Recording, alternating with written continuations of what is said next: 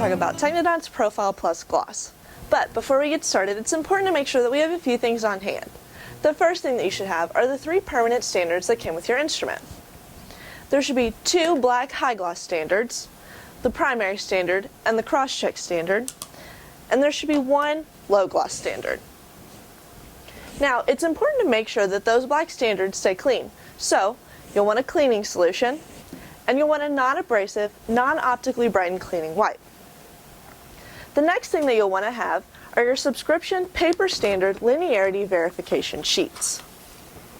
There should be an A and a B. And it's never a bad idea to have your Technidyne operator's manual on hand. Once you have everything together, you're ready to go ahead and get started. Our first step for calibration, of course, is to press the Calibrate soft key. You should see that the value should be stored for the primary calibration. For this standard, our value is 100.7. This step brings the instrument back to factory calibration based on the values of the standard. Now if you look on the screen, you should see MD, which stands for machine direction. There should be an MD high and an MD low. For the MD high, we're going to use our 100.7 standard, and for the MD low, we'll use our other standard as our 0 point. Below that, you should see CD high and CD low. CD stands for cross machine direction, and once again, for the high, we'll use 100.7, and for the low, we'll use 0. If you need to make any adjustments to any of the values, you can press the standard soft key and just follow the on-screen instructions. Because this instrument was only manufactured to measure the top side, we won't be doing a two-sided calibration today. Now, once you have all your values assigned, we're going to go ahead and press the Calibrate soft key again.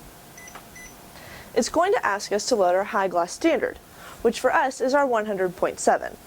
An important thing to remember is to make sure that the white line on your standard matches up with the white line on your instrument. And we'll press our Test Hard key. Next, it'll ask us to load our low gloss standard.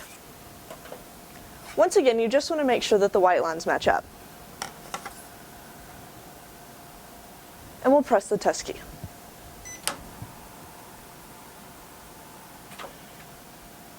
Once it's finished reading, your calibration is complete. Now that primary calibration is complete, we can verify calibration a couple different ways. First, we can use the cross-check reference tile you received with your instrument.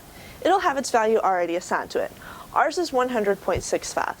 Now your instrument should already be back at the home screen, so making sure that the white lines are matched up, you can go ahead and load your standard, and we'll press the Test Hard key.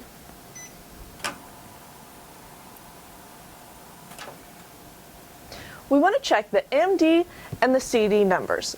As long as those are within plus or minus 0.5 of the assigned value of the standard, which in our case was 100.65, then that's exactly where they need to be. The second way to verify calibration is with the paper standard linearity verification sheets. There should be an A and a B. We're going to use A, so it's important to make sure that you have the corresponding printout that goes along with it. The first thing that you'll want to do is you'll want to find the number 1 and line it up on the instrument with the white line. And you'll press the Test Hard key. Once it's done reading, you'll move over so that the 2 is lined up with the white line, and you'll press the Test Hard key again.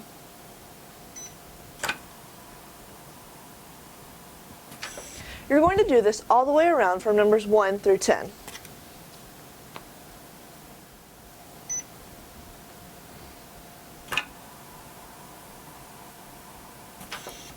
Once we've gone through all 10, we want to press the Statistics Soft button. Now is when we'll need our printout. You want to verify that the average that your instrument gives you matches or is within plus or minus 1 of the average on your printout. If it's not, or if you have any other questions, you can refer to your Technidyne operator's manual, you can call Technidyne, or you can check out the website.